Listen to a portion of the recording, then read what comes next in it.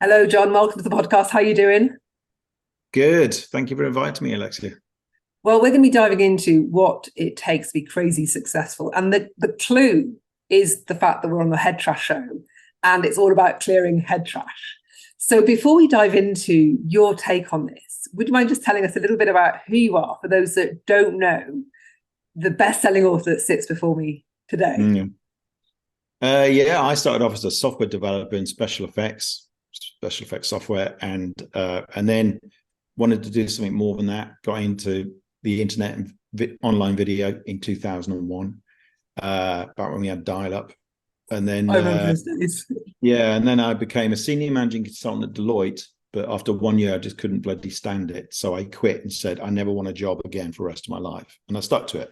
So I consulted independently to the BBC and people like that at over £1,000 a day, and then it started doing other things. I studied stand-up comedy and psychotherapy, and counselling, and started a live event for Scanners, which has created people lots of ideas that got in the press, got a book deal, and then my third book, which is the most recent one to come out, is called Fuck What, Let's Play, Do What You Love and Get Paid for It. And that was W.H. Smith Business of the Book of the Month. It's the original version of that, which came out a few years ago. It was translated into 10 languages. So, and I help people, I run a business, I run courses, helping people to create a business that's unique to them and uses their crazy bits, which is the thing I am writing about next. My next book is going to be called Crazy Successful, so we can go into what that means. Yeah, so this is what I really want to dive into is this idea that what is it that can make you crazy successful? So what's the underlying core idea behind this then?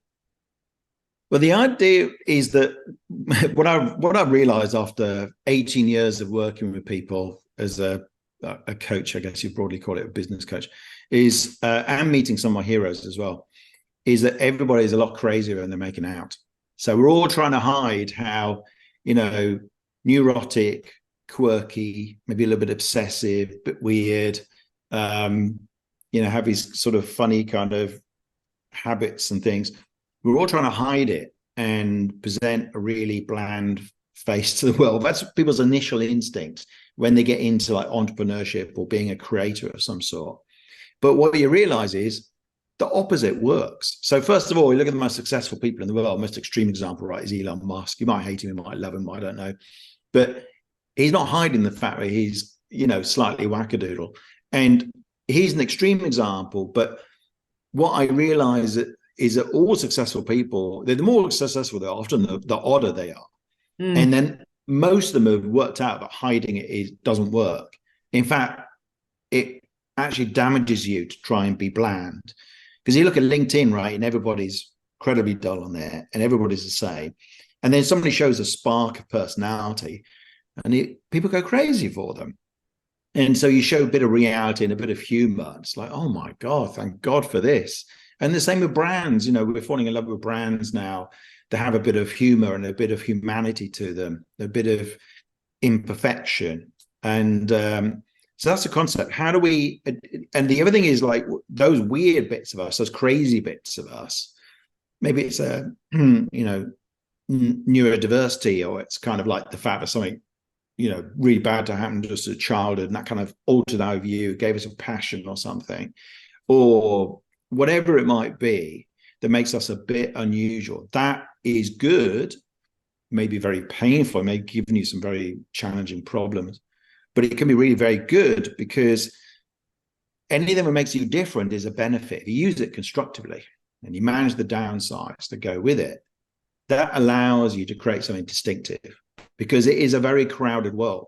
So the only way to stand out and not have to, become one of the best marketers in the world is to do something, but by its nature is unique. And I think we can all do that. And we need to plow the depths of our soul to find it, but also do what you do, which is manage our demons, which go with it. So Elon Musk, I use him as an example, clearly has some demons, a lot of them.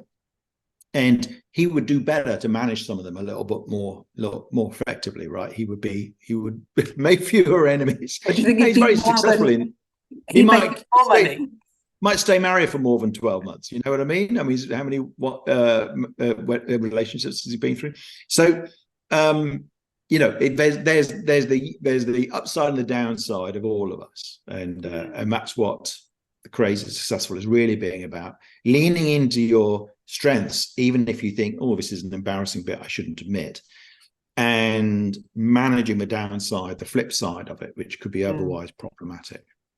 So when it comes to ploughing the depths of your soul, I think that's how you described it. Yeah. Do you have a kind of a process or a way in? Because that, for some people, could be deeply terrifying work. I mean, some of them don't even want to look at that. That's Pandora's box. I'm going to lock up that box, tie it with like a chain and a padlock, and I don't want to go there. Or, you know, is there a more safe, structured, simple way of tackling that so that people maybe don't sort of cower in front of their demons and feel like they can go into that bravely and with courage? Have you got any insight or advice to help people do that? Well, yeah, it can be big. And obviously, if you've had some big thing, really traumatic things happen in your childhood, you're better off doing that with a therapist than somebody who really knows what they're doing. But for those of us who just sort of like have normal misery and normal neurotics, well, quite a lot of us have got something traumatic. That's it's just the willingness to do the work. Now, so if you've got something really big, something really big happened to you, for instance, in your childhood, or even more recently, but is literally traumatic, then I think that's much better done with a professional. But otherwise, you can start the process just with self-awareness. So the willingness to know yourself. So to know yourself and like yourself, I think, is a superpower. And because I work with people who market themselves as individuals or as a company, it's an incredibly powerful competitive advantage, because most people are walking around without a great deal of self-awareness and without and quite possibly not really liking themselves either. And the two are really they're bound together. But if you know yourself and you know your strengths and you know your weaknesses, even if you can't change them right now, even if you don't want to delve into the depths of something really upsetting that happened to you, at least knowing these things and starting to get some awareness is good. So start to be curious. Like, why do I do that? Not like, why do I do that? But not with judgment. Interesting. I'm noticing I'm wanting to drink more red wine tonight, and that's like, what's happened today that's made me, that's interesting. Like, is there a pattern here? Oh, when I see such and such, I always want to drink. Or when I have a bad day at work, I want to eat. Just that simple curiosity can take you a long way.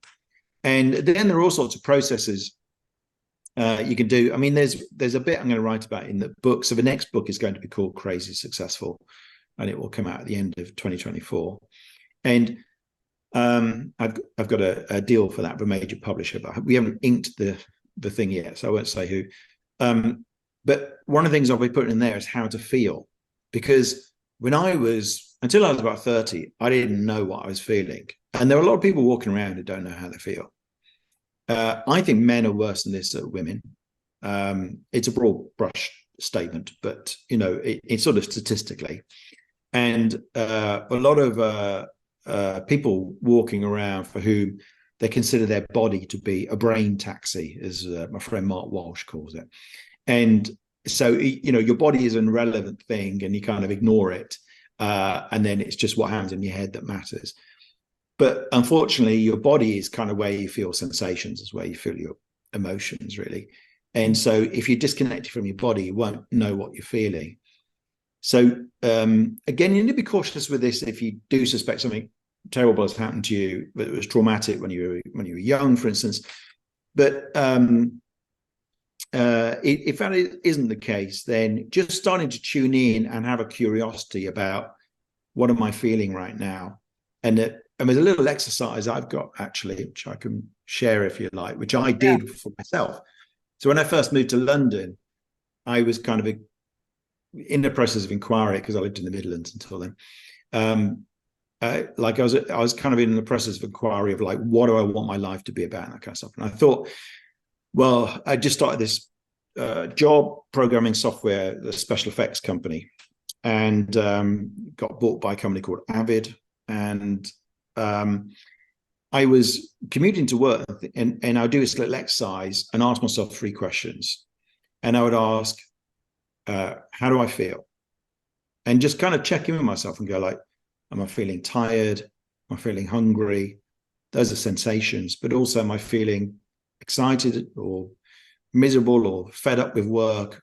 What is that I'm feeling? And then the second thing is, what do I want? So it might be like, if I'm tired, it's like, well, I just want to go back to bed. So I'm on the tube to work. I can't do that, but I can at least pay attention to that and say, okay, I'm clearly tired. I'd rather be going back to bed. I need to kind of treat myself with a little bit of care today because I'm obviously a bit knackered for some reason. And then the third thing is, what do I want to do? Which is, I've kind of covered that. It's like, sometimes you can do something. Sometimes it's just like, okay, I need to factor in the fact that I am feeling like this and I'd rather be doing something else. Or maybe I need to cancel that thing I was going to go to tonight. Or maybe I need to cancel that meeting, or, see if I can move some things around and give myself a lighter day. Or you might say, I'm really excited, really energetic. Go, okay, what do I want to do? Or maybe it's time to take on that big project I've been meaning to do. Mm. So those 3 questions of how do I feel, what do I want, and what am I going to do? If you ask them every day, and you can ask them multiple times a day, you can set a timer, and just check in with yourself. You can just close your eyes, and it takes like 3 minutes or something to check those things. That will, over time, you will start to notice how you feel. It's a skill if you haven't done it. Mm. And alongside that, if there's some reason why you're disconnected from your body, you might need some deeper kind of body therapy, or maybe that's an area where you help with, or trying to get things out of the way where for some reason you've disconnected from your body. So let's talk about the unearthing those quirky aspects to yourself, the crazy bits, because my background's branding and marketing, and one thing and I will always remember the one of I think the best examples ever of really turning your weakness into a strength, and that's the Guinness advert. I was just telling the story to my daughter recently, the one where, of those that aren't familiar with it, where a lot of people are poo-parring Guinness because it took so long to pull a pint, and then they really turned that around. And there's that campaign that came out with the guy that was dancing around the pub, and it just went crazy. And that really marked a corner for them in terms of their ad campaign. So it's really about looking at what your weaknesses are and going, well, how can I turn this into a strength? And I suspect that this crazy successful is kind of pulling that thread and just really running with it. Would that be fair to say? Is. And sometimes there are some strengths that come directly out of what you might otherwise think of a weakness, and there are some that just seem to go hand in hand with it. So, for instance, there's a higher incidence of depression in writers. Now, if you know writers, you probably won't be surprised that there's a lot of miserable people amongst our community.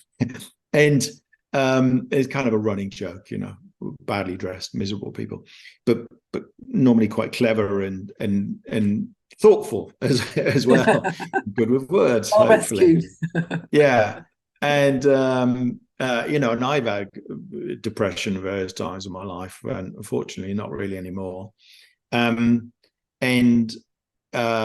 I don't know whether the ability for writing comes directly from depression. I don't think so. But I think the same thing that has driven you to be that kind of melancholy person has probably also produced that thoughtfulness that makes you a good writer, that ability to reflect and to wallow in your thoughts. So I think some of them just kind of come from the same source. Some of them are like, if we look at, if you're ADHD, for instance, you might have a problem turning up on time, remembering, the time you got to leave and all that kind of stuff. That's not really a strength, being late for stuff, right? But it goes hand in hand with the fact that you can just get completely absorbed in a task, super focused, and do a massive amount of work in a very short period of time, or that you can be more creative than other people. So there's this bit I was reading today. There's a great book by Gail Saltz called The Power of Different. I think this is from her book. And she says, the ADHD, people with ADHD have a kind of dysregulation in the brain. And this dysregulation lessens thought inhibition, encourages daydreaming, and encourages creative thought. And so that seems to be why there's high incidence of ADHD amongst entrepreneurs and creatives. So 29% of entrepreneurs report a history of ADHD compared to 5 to 10% of the general population. So there's something happening there which shows that it either drives you to be an entrepreneur or gives you an advantage to be an entrepreneur. Similarly, like 40% of millionaires are dyslexic, which is 4 times the incidence in the general population. So there's something going on there about visual thinking, creative thinking, which tends to go hand in hand with dyslexia. So it's about finding those things that go with it. And the funny example is anxiety, right? No one would volunteer to have anxiety. I've had anxiety, off and on for my life. And no one would volunteer and go like, yeah, I'll have that, please. That would be great. But it tends to come with a kind of alertness and attention to detail, a diligence and a perfectionism to do the perfect job that other people who don't have anxiety might not have. Because you want to kind of, deliver perfectly. Like there was this great example. I was sitting with a friend of mine, Jenny, it's in a massage shop in North London. She's a masseur, and her boss was there, who's also a masseur. And her boss is a classic entrepreneur, right? She's started several businesses. She's quite blunt with people. She's kind of like, get shit done. And Jenny is, she would admit, more anxious than most, than average, but also has a perfectionism about her. But that means that people love what she does because she's so attentive to clients. Because her brain is saying, I've got to get this right, which is in a way not a very positive thing. It actually does make her really, really attentive. And it makes sure she never forgets anything, never forgets the things she's supposed to be doing for a particular client. Will keep fastidious notes and all that kind of stuff. Whereas her boss will be just like, whatever gets this freaking business working, I'm going to do. And they're in the right roles, I think. So there are assets to, all I'm saying is that we can lean into those differences and we'll do a lot better. And the problem is that both the education system and the corporate environment discourage that. So in the education system, you're supposed to be one way. You're supposed to be someone who can apply yourself and can work. There's only one way really of working. And you have to turn up at school at the time you're told, and you have to do the exercise they said. And there's often only one right answer, certainly up to a certain level of education. And so that suits a certain kind of person. And if you're somebody who's, wildly creative and doesn't particularly dig sitting down for hours at a time, it's not going to go very well for you. In comparison, similarly, in an organization, in a corporation, you kind of have to fit in with the corporate culture. They don't really want these extreme, they find it difficult to manage extreme lopsided personalities. But those extreme lopsided personalities often create the greatest things. So you, as much as possible, you want to say, like, I don't want to do this, this, and this. I just want to do this because this is what I'm natural at. And everybody's got that, right? Now, some of the examples I'm using are a bit extreme, like Elon Musk, but everybody's got those natural strengths. And when you do it, it feels easy. In fact, you don't even think it's a strength because comes so naturally to you. You think, well, how can anyone not do this? And in actual fact, it is a strength, and it's very easy to ignore it. And the education system doesn't really say, yeah, just focus on that. And the corporate environment doesn't say, we give you permission to stop doing everything else except this. And so that's why we tend to struggle with this concept and why it's so important, I think.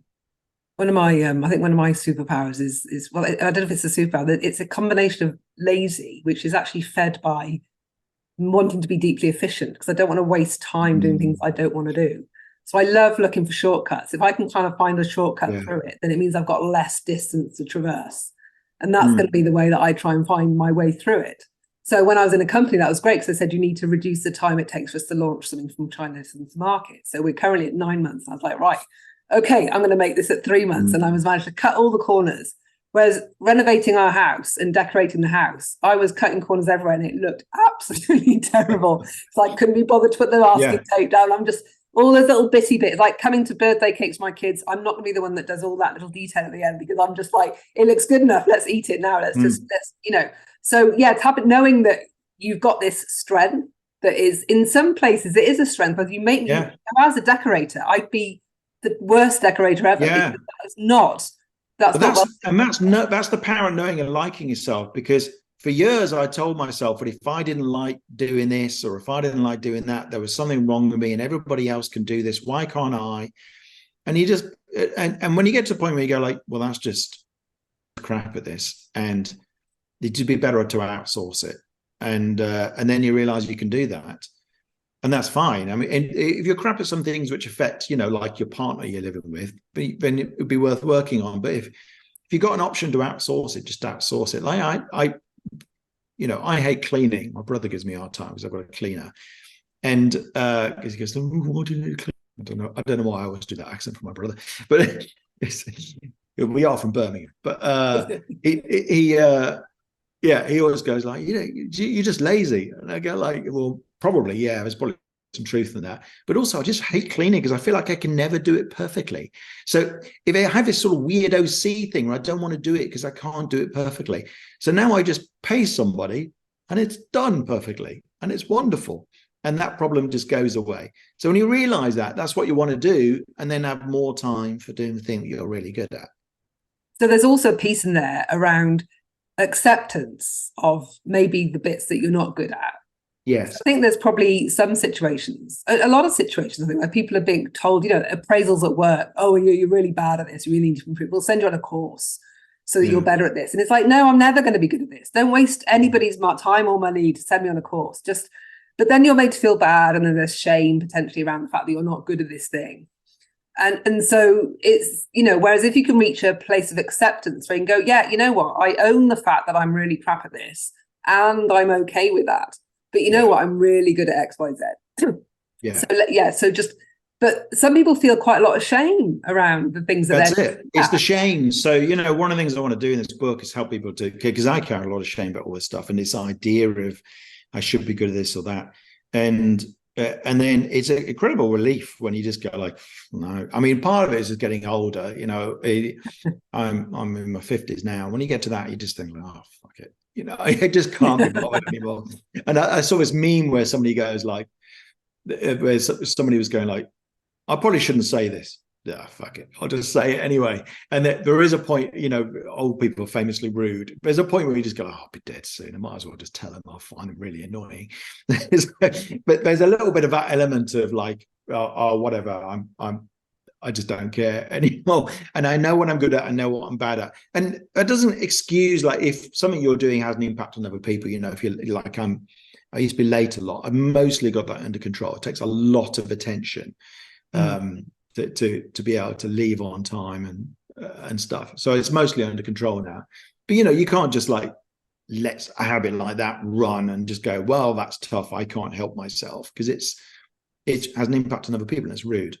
So I am a fan of managing the things that impact other people, but otherwise, so I think a great example is I'm really bad with finance letters, like if I get bank statements or insurance things and all that stuff. I just like, there was a time when I didn't even open them at all because I just found them so tedious and overwhelming. Like I'm a computer programmer, right? And you can show me a piece of code and I'll be really engaged.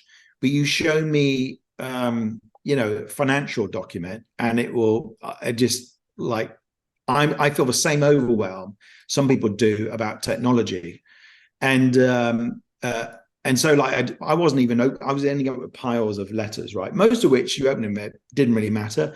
And then one is like, oh shit, that's quite serious. And then, so what I've done now is I pay a friend of mine to come around my house every week. And I hand him, my only agreement is when mail arrives, I have to open it the day it arrives. I don't have to do anything with it, but I have to open the envelope and take it out. That's it. Right. So that stops me procrastinating. So I take everything out and I put it in a pile. And then I throw away the envelopes. And often you'll see like, oh, that's just a circle. I'll throw that thing away completely. Yeah. Then you'll be left with a couple that actually matter. And then Julian comes round. He takes them off me and he goes like, oh, you should increase your payment to this person, or you should, your insurance is run out, or whatever it is. And I'll go, oh, right, okay. And he goes, you should do this. And then he comes back the next week and he files it in my filing cabinet, because otherwise I wouldn't do it. And that is, I could be ashamed of that. It's like, what's wrong with me? It's like I'm a grown up. But I just go like, this really works. It's like, I'm just really shit at this. He can't do what I do. He can't write, he can't come up with loads of creative ideas for a book. He's got other strengths. He did run a charity for a while, so he managed the budgets of like a charity with the Church of England, and he manages funds for the Methodist Church now.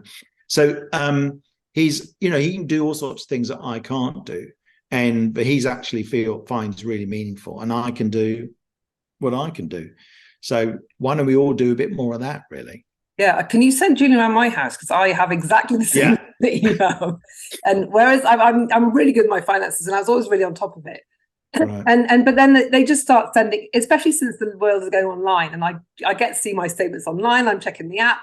I don't even need to see what these envelopes are just a total waste of time now. So they just kind of stack up. So I've moved to France. So I hired a French person to do exactly what your Julian does. Wow.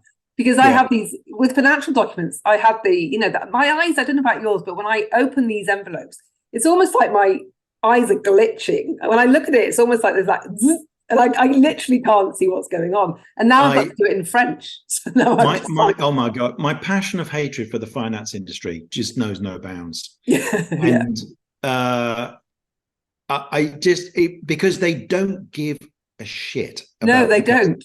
So they will send you a letter with 3,000 words in it of all sorts of numbers, and like one of them, or the one number you want to know is, like for instance, when you sign up for something like a new service or something, or a new credit card, the one thing you want to see on there is, did I set up a direct debit so that I can just ignore what this thing says, so the money will go anyway? That's the one thing they don't put in a letter. Yeah. I am outraged by how, so you have to call them up, which then is a 1 hour process through a 27-step menu. So because they don't give a shit, because they've got a lot of them have built a kind of moat around them. Unfortunately, there are challenger banks like Starling and stuff like that who actually communicate in a meaningful way and use apps and stuff. But I want those people to die. I want those companies to just collapse and be replaced by companies that actually care about customers and are willing to communicate in a way that a human can understand. Yeah. So back to the crazies then, this idea of like, what is it that you can tap into? Where can you mine for gold in your craziness? Like, what kind of things are you referring to when you're so under the term crazy, I'm kind of including mild mental health problems like depression, anxiety. There are even arguably there are some advantages of mild forms of bipolar, if you can manage it. Even if you've got very mild forms of schizophrenia, even it can be beneficial, but obviously very problematic. And definitely neurodiversity, so dyslexia, ADHD. There's some advantages to being, autism on the autism spectrum when it's mild. And one of the things that's clear is that you need to bring those things within the sort of low to mild to moderate range. Otherwise, the downsides will just kind of be too bad for you. But so some of that's included, but also just the things like you're really interested in stuff that other people aren't interested in. So your obsessions, I've got interests that other people probably think are just completely boring. I mean, I'm passionate about electronic drums and electronic music in a way that like almost nobody is. And you can mine these things for something that you can do that not everybody else is doing. So there's often a clear empty space in there. And one of the concepts I talk about is super niching. If you can, instead of everyone's instinct at the beginning of creating something, a business or maybe a podcast or something, is kind of keep it general. But in actual fact, it will usually work best when you super niche down to something very, very specific. And that really makes things work. And the example I often use is of Saskia Nelson, who took a course of mine a few years ago, and she wanted to become a photographer.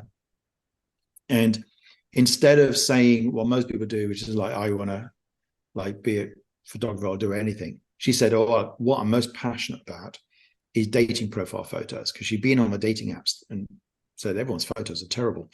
So she set up a business to take dating profile photos, and it became just a smash hit. She actually got her first client in 30 days on the course I was running. And then now she's got 15 photographers under her all over the UK and the US. She's been in every single newspaper and magazine. She's won dating industry awards.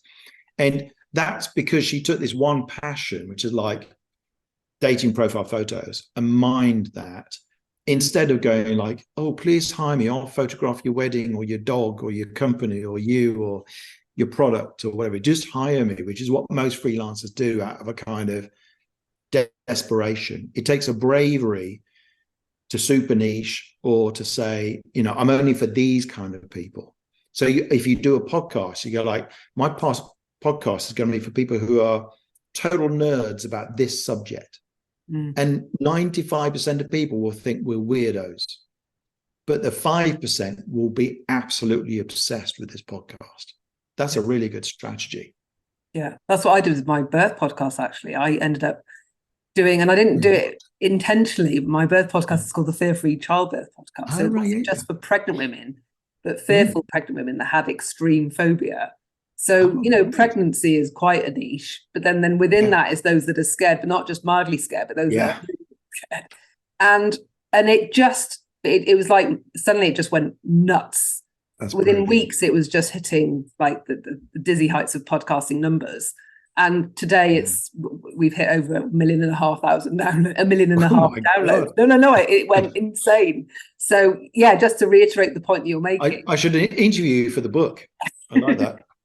We should do that. So definitely going for the niche. But so what is it that stops people from doing that then? Because I know, a lot of them, they're desperate. They don't want to. I know some of my clients are like, well, I still want to offer stuff to these people because I don't want to let them down. There are people out there that need me, and I must kind of be there for them. That's something I hear a lot. I don't know what that sounds like the rescuer. We were talking about drama triangle before we start recording, and that's the sort of rescuer position, isn't it? I think people do have this idea of I've got to help everybody. I mean, you don't. I mean, first of all, any business where, particularly if it's a kind of solopreneur business where you're selling your expertise as an individual, as a practitioner, then you're probably going to end up putting out so much free content as a way to market yourself, market the paid stuff. But the free content's going to help people. Like if people can't afford my course, which costs 1,500 quid or whatever, then they can buy my book for 10 quid. It's probably less than that on Amazon. They can buy all my books for probably 30 quid total. They can watch my YouTube channel. They can listen to, I used to do a podcast, and they can listen to hours and hours of podcast interviews, and all of that's free. And for the people who've got the money, they can come and get guided by me, and it will just kind of happen faster in a more focused way. So and I think in the niching thing, it's that weird thing, the sort of abundance mindset and scarcity mindset, which I know it's kind of a bit woo-woo language, but I do think it's a helpful concept. Do you believe, can you find some confidence in yourself? But if you can see that people need this specific thing, but there will probably be enough people to keep you in business. Like if you can find something, and I'm a big fan, if you are somebody who's selling in business, if you sell your skills, for instance, as a freelancer or consultant or coach or something like that, or therapist, if you can find something that you can sell for £1,000 or euros or whatever, then that can really be transformative, because if you're currently selling like individual sessions, it's terribly hard work to make a living. So if you can find something that costs £1,000, then you only need to sell 100 of those per year. You need to find 100 clients a year to make £1,000. If you sell it at 2,000, you only need 50. There's 8 billion people in the world. If you go at it, you can find 50 people. So you can afford to be really, really super niche. Now, if you're trying to make billions, then you need a different strategy, right? If you want to be Tesco's, you've got to be broader. But even those billion-dollar companies like Facebook and Amazon started tiny. So Facebook, you had to be a Harvard student to qualify. You couldn't sign up otherwise. Then they added Yale or something. Then they added all US colleges.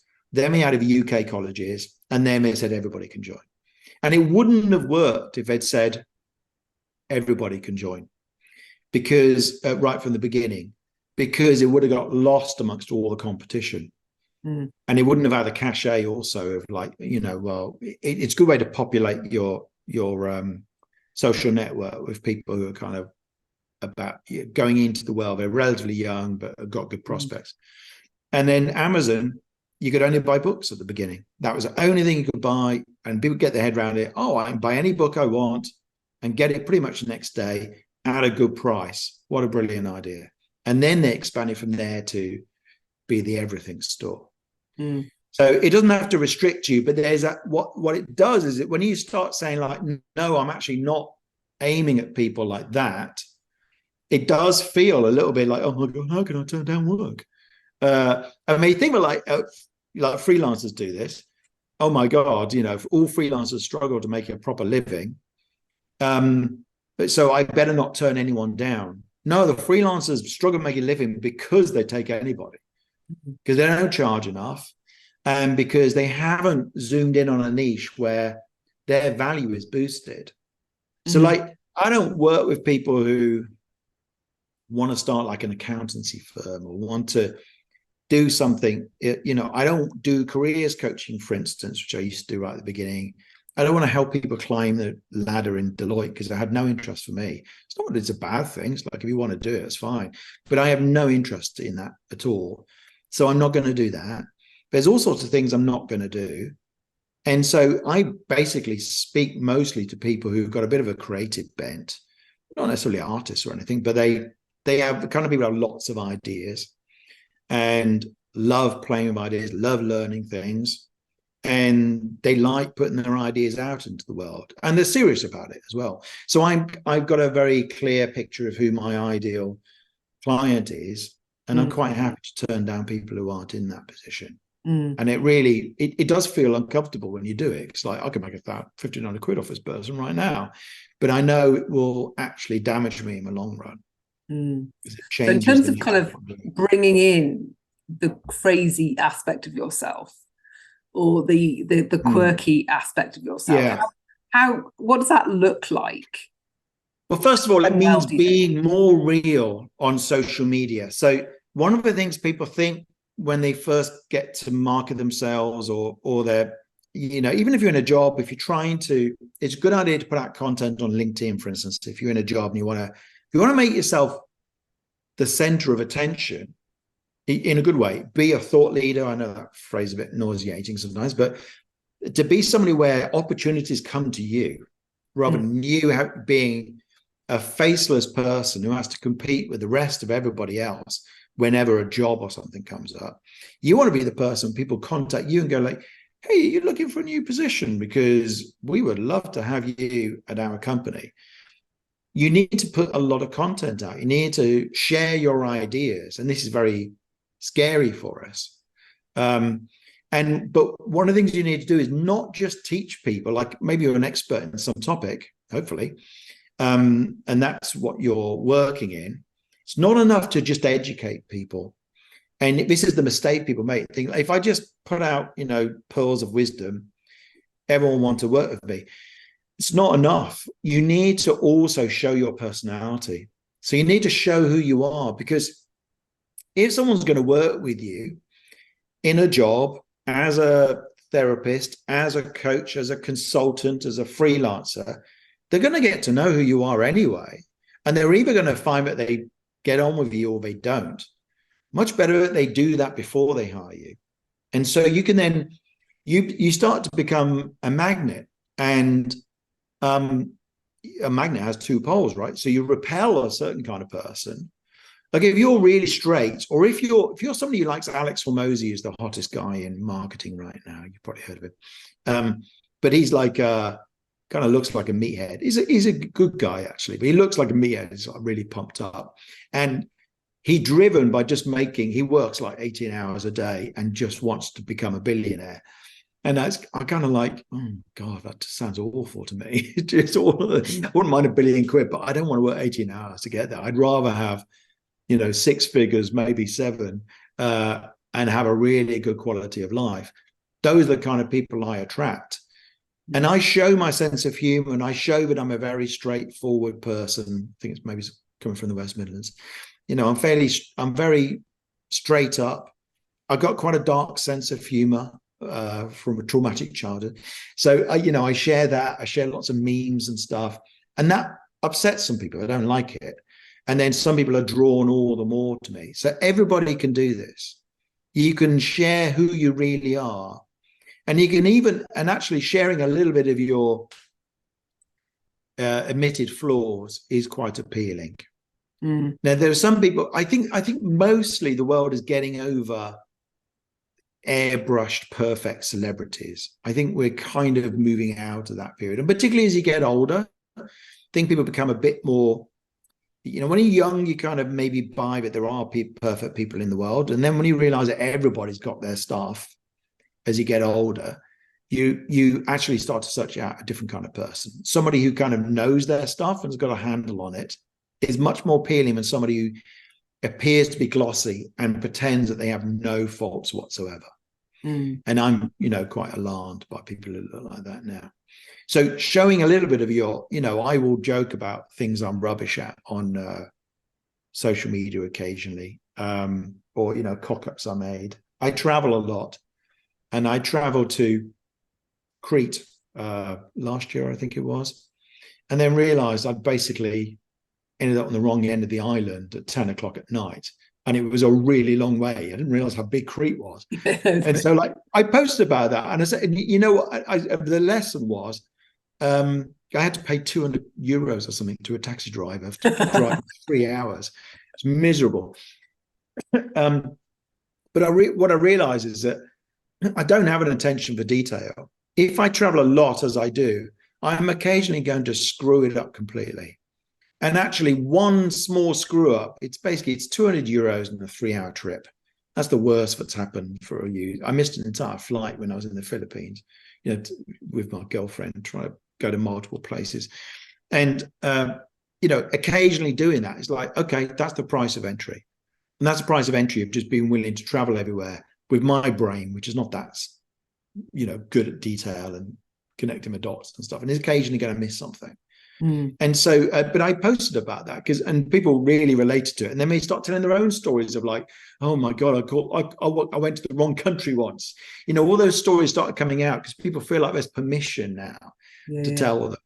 And I think it warms people to you. So that's one of the things you can do. Show your flaws, show more of your personality. And I think that really works well. I mean, it does feel very unnatural for people who've been through the corporate world, but it's really important.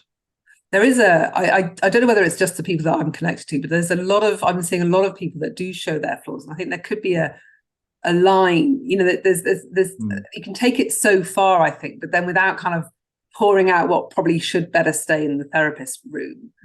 Some people really trawl out everything, and you're like, the trigger warnings left, right, and centre. Like, I don't need to, I don't want to be bombarded. Oh, it's this story again. Yes, we know about this experience. But there was a trend a while ago where everyone realised if you told some tragic story from your childhood, but it played very well with an audience, and you could use it as your kind of what's it called, the superhero foundation story or whatever.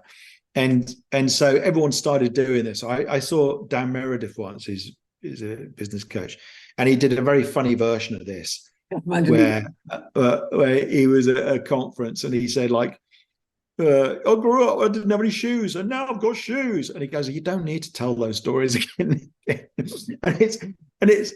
There's I don't know where the line is on that. I think that there is a point where it becomes performative, if it isn't healthy. I do think some of that is relevant, but you really do stick in your mind, those stories. You don't have to tell them over and over again. But if you hear them once, I can remember some people I follow and their story, and they are moving. I think if you start to milk it too much, it gets a bit dodgy.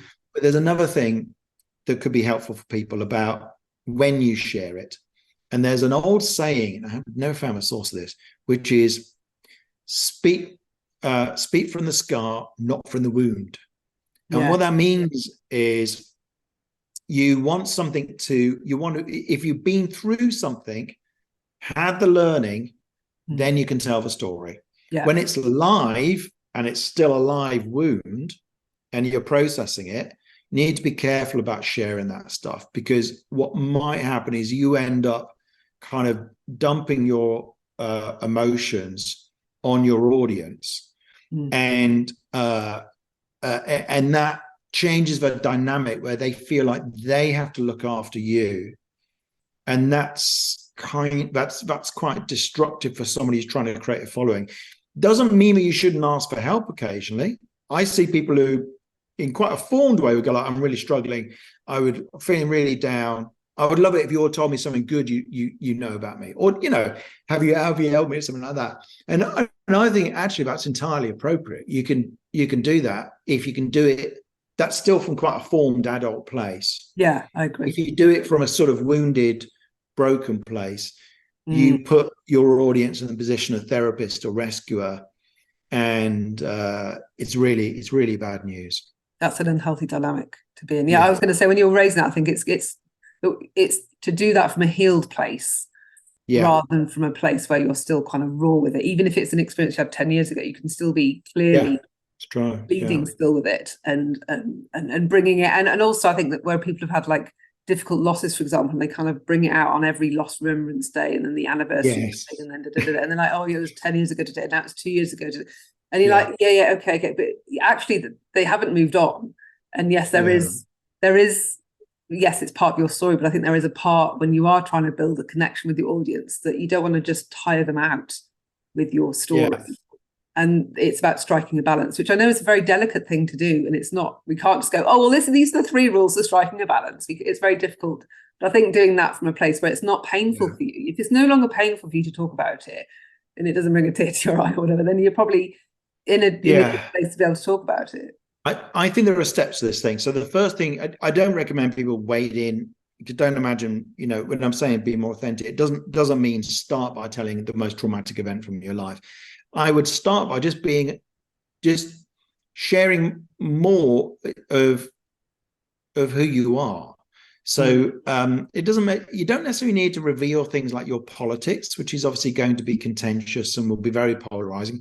It's not necessarily relevant to your work. Now, you may or may not share, other people have different opinions. I have fairly centrist kind of politics, which means everybody hates me. So I do share that, because what I'm interested in when I'm on Facebook is exploring cultural analysis. I'm fascinated in the meaning we make of life and how that evolves and what is really happening behind what we think is happening, because it's really what therapists are obsessed by. There's a book called What's Really Going On Here by one of the most therapists in the world, Princess Diana's therapist, I've forgotten her name. But it's called What's Really Going On Here? And that's kind of the question that's always fascinated me from when I was studying physics as a university to, when I was learning about psychotherapy, to becoming good at marketing. What's really going on? And that never ceases to interest me. So that's part of the reason why I talk about politics.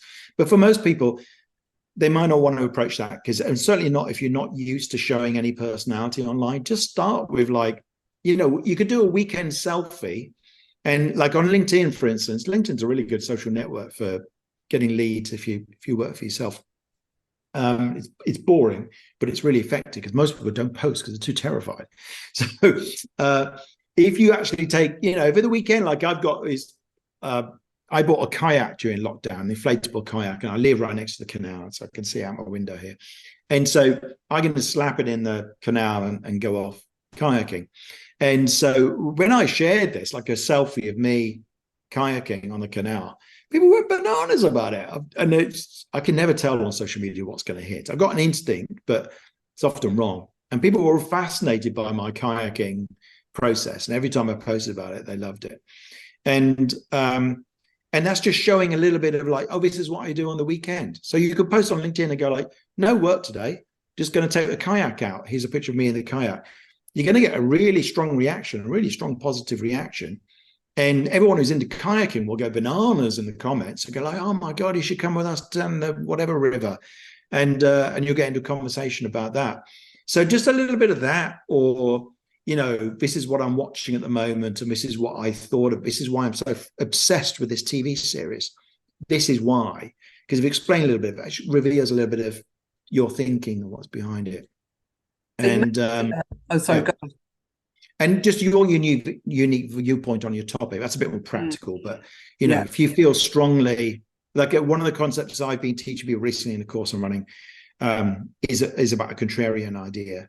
So what do you know from your work with people, assuming if we're talking about somebody who works with clients, for instance, that's most of my audience. What do you know to be true that other people are completely missing or underappreciating?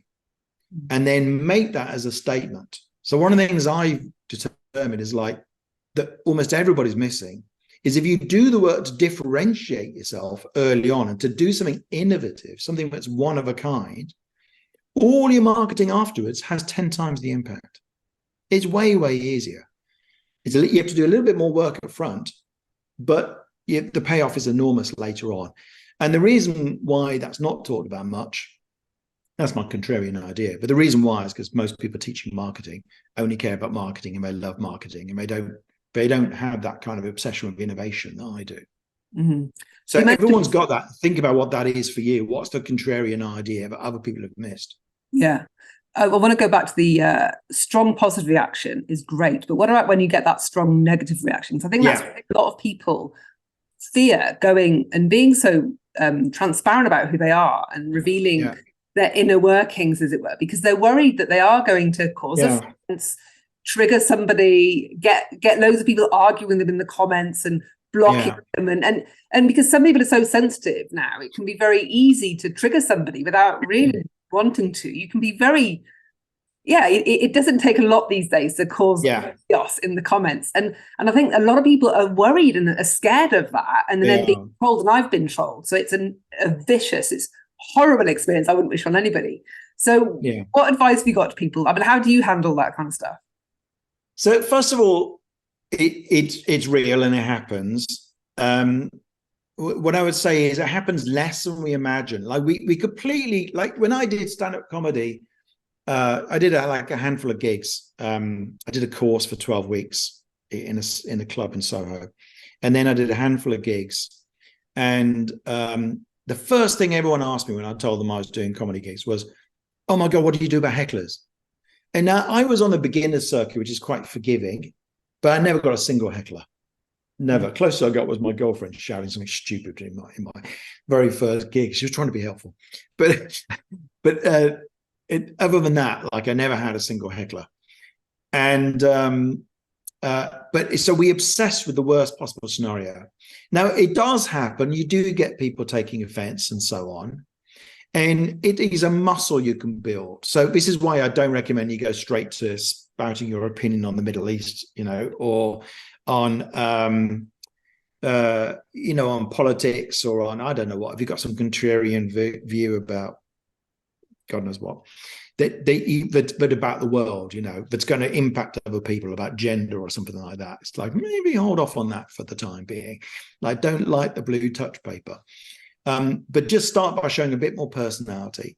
Realize that with that stuff, no one's likely to go like, what the hell are you doing in a kayak on a Saturday? That's unlikely to get you torn apart, right? You never know. But it's not likely. So don't obsess about it. And you can build a muscle over time, because I was very sensitive initially to any kind of criticism. It's like my therapist described me as a rebel who's afraid to offend people, which is quite a difficult combination. Yeah. So I've now mostly got over my fear of offending people. And I don't really mind if somebody attacks me in the comments. I don't like it, but it doesn't obsess my thoughts for the next 8 hours like it used to. So it is a certain amount of practice. Like, you keep posting and somebody will, what you have to realize, when you get a really extreme reaction, assuming you're not posting something terribly controversial, what's going on is you've probably triggered somebody, as you say, and it's got nothing to do with you. It is about their history. They are either projecting, so they're projecting something they've denied on themselves, they've projected onto you, or you've triggered something historical for them. So, you say like, hey, I've just bought a new laptop or something, and somebody writes something shitty like, well, it's nice for people who've got money, isn't it? And probably that person's got almost for definite, that person has a massive charge around money. Yeah. Who knows what it's to do with? They were struggled growing up, or they got bullied for not being wealthy, but it's got nothing to do with you. And I think realizing that, because I thought when I started out that if somebody was angry with me, I must have done something wrong. And if you have that thought somewhere in your head, you really need to diffuse it, because it will really stop you.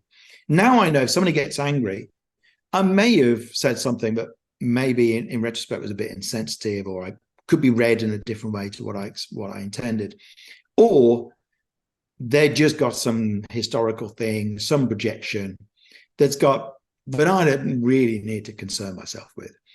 The other thing that happens is occasionally I'll post something, particularly when I'm talking about, like a political issue or something. I don't do this very often, but I'll post something that I know could well be quite contentious. Like, I'll say, I voted against Brexit. I think it's not gone very well personally, Brexit. And, I posted a graph about showing that things were not going terribly well for the UK. And people disagree and say, well, actually, that's got nothing to do with Brexit because of this. And I learned something in the process, and I respond to them. I don't feel defensive. I go like, oh, that's interesting. I didn't know that. Sometimes they'll go like, actually, that's been completely disproved. And then I'll go back and edit it and go like, turns out, if it's funny or something, I go like, actually, it turns out that's a made up story. It's not real. I go like, edit. Turns out this actually isn't real at all, even though I still think it's hilarious. And yeah, I'm okay with people pointing out that there's another way of seeing something, or that, I posted a throwaway comment I had while I was cleaning my teeth one day, because I spent the evening with a friend the night before, and she'd just been diagnosed as ADHD. Everyone's talking about being ADHD. I'm probably some version of it, but I've never been tested. And I posted like in a big sort of purple box. I said like, is anybody I know not ADHD? Which is obviously, a bit of a joke, but it was kind of, I thought, a warm-hearted joke in that, like, God, I think everybody I know is ADHD. Isn't that interesting? It wasn't a critical thing.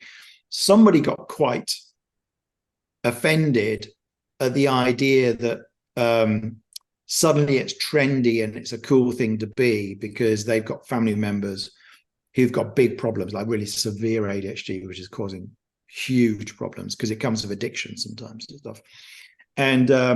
And I responded to them, and to somebody who's quite an entrepreneur in my world, and I responded to them, and she was fine with it. So it's not, we haven't lost any. She gave me a perspective I haven't seen. Mm-hmm. So that's all you need to worry about. And I think if somebody really comes at you, first of all, if they're really vile, like if they're really unpleasant, if they attack you, it's completely okay to just block them and never speak to them again. You don't need to apologize to them or anything necessarily. If they're rude to you, there's no reason why you should continue to allow those people to see your content. But otherwise, you know, I tell you the worst comments I ever get is when I run Facebook ads. You get them. Yeah. Have you done that? Yeah. They're so unpleasant. Yeah. I ran a campaign with a picture of me in a bookshop next to my book. I had a mask on because it came out in 2020, right? And it was made Business Book of the Month the day that they made it illegal to go into a frigging bookshop. It's like, thank you, UK government. And but I went in there. You were allowed to go in, but like you had to, I can't remember, you weren't allowed to travel anywhere or something. So I was going to St Pancras Station. There was nobody in there. So I went in there, was the only person in the shop, and I took a photo of me and I had a mask on. And I used that photo for promotion. And all these kind of anti-mask loonies kind of went like, why don't you take that diaper off your face? And I replied and I just joke with them and I go like, thanks, mate, valuable input there. You know, stuff like that. And people actually have come to quite enjoy how I joust with the really rude comments on Facebook. Do you think that your inner work has helped you to do that? Because I think people feel very raw and wouldn't be able to entertain that, like to go to a place of playfulness or fun. They would just feel wounded immediately. It's a muscle. It's a muscle you can grow. So I was there, and it's taken me a long time. It's taken me a lot of therapy and stuff, but also that realization that the insight that someone's reaction, the strength of someone's reaction, not necessarily a measure of how wrong you got it or how contentious you were. And that's when you realize that, and you realize, I know my triggers. I know the things that make me tempted to be really, to lash out at somebody, and I can usually control myself. And so I know mine, and I know other people have them, and I'm coming at the world of goodwill. I'm not actually trying to do anybody down. I poked a bit of fun at the guy I mentioned earlier, Alex Hormozy, who's famous for wearing like a sleeveless vest and stuff, and and saying like, my big takeaway from his recent marketing launch, so I need to get one of these vests. And somebody took offense to that. So like, well, Alex Hormozy is a really good marketer, actually. And I went like, and I replied and said, yeah, I like him, actually. I think he's a good guy. I've learned a lot. I've read his books, and I think he's great. I'm just having a bit of a laugh at his look. He's deliberately chosen an extreme look for a man who's a multimillionaire, because he knows it helps him spread his message. He stands out, doesn't he? And I think there's also a bit of British banter in your brand as well, though, because I think banter is a big thing as well that can help to carry that kind of playfulness that maybe isn't there. I also know that I am coming from a good place. So I think, so if somebody's really taken offense, I can apologize, or maybe I expressed it slightly wrongly. Like there was so much discussion on this ADHD post. I mean, there was just like, most of it not negative, right? Some people saying like, oh, I think it's overblown. Everybody thinks it's cool. Some people said that. And some people were going like, oh yeah, I'm ADHD as well. But there was a bit of contention in there. And so I posted at the bottom, like, maybe I should stop posting things that come to me while I'm cleaning my teeth in the mornings. And somebody went, no, please don't. I love what you post. It's the highlight of, she was saying basically your stuff is the highlight of my feed because I actually have some personality. So, when you start out, you're likely to be much more timid than that. And what I'm saying is it's a muscle. Just dare to share. Let's put a picture of me going for an ice cream on Saturday and or whatever it is. Let's share a picture of like, here's my desk. I've just tidied it up. I'm so proud. I want to share it with everybody, and you put a picture of your tidy desk or whatever it is, or whatever it might be, or some in-jokes are very powerful. So in-jokes in your field are a really good way of bonding because they increase that magnetism. So I saw this meme that was about, it said there's two kinds of people in the world, and it had two pictures of a computer desktop, and one had like one single folder on it, and one had 1 million in a random configuration, and that's like type 2. And I said, I'm definitely type 2, which are you? And all the people, my audience are type 2 mostly, not all of them, but the majority of them are type 2. So it's an in joke with them going like, oh my God, yeah, someone's saying what we are and they're okay with it and it's funny. Yeah. So you can often find jokes. You can do quite obscure jokes about, you know, if you're in project management or God knows what, and you can actually find memes about it quite often. And people love that stuff who are in your world, who are other project managers. Yeah. So it really is just about being more open about you and what you love, what gets you going, what kind of what inspires you. Not what inspires you feels like a big question, but just the little things that get you through the day, that make you smirk, that really that, you know, the way that you might want to. And I know, like, the way that you have to cut certain stuff when you're cooking the kitchen, like, or the way that you have to store your bottle of ketchup, like, you know, whatever it is, these little tiny things can really start a conversation. Yeah. So I mean, if you're a chef and you buy a new knife, you just go, there's nothing more exciting than the day a new knife arrives. And if you actually show a picture of you holding a knife and going like, I can't wait to cut some onions with this, all the other people who are passionate home chefs will go crazy. Go, what is that? It's a sabbatia. Oh my God, I love that. Actually, I'll tell you what's even better. So everybody will chime in, and it's, you know, it's showing a little bit of, it's almost slightly embarrassing. It's like, I'm literally almost couldn't sleep last night because I've got a new knife coming. You know, those moments like when my electronic drum kit came, I was like that. And and other people who are like you, who are crazy like you, will really find that irresistible. And it's a great little trick for bringing the right people to you. Yeah, it's where you geek out on, basically. Yeah. Brilliant. Well, John, we've got to wrap it up now because you've got to go and cook your dinner. Yes. It's been a wonderful conversation. Thank you so much for sharing all of this. Where can people find out and track you down and stay up to date on the book and when it's coming out? Well, the best thing on social media, I'm most active on my personal Facebook profile and on LinkedIn. So if you look up John Spencer Williams, Spencer with a C in the middle, then you'll be able to find me. I started using my middle name because if you just use John Williams, you just get the dude from Star Wars. You did the Star Wars thing. So John Spencer Williams will find me everywhere. I'm also on every other platform as well. The other thing is, if you want a more practical marketing thing, which touches on some of the things we've talked about here, and includes stuff about how you use empathy in marketing and stuff, then if you go to theideaslab.co, then you can download my free 12-page guide, which covers a lot of really good stuff about how to create a business you love that stands out from everybody else. And that's my big passion. How do we do that so you don't have to slog away harder than anybody else at your marketing? Brilliant. Well, thanks so much, John, for joining me on the Head Trash Show. It's been brilliant. Yeah, thanks so much, Alexia.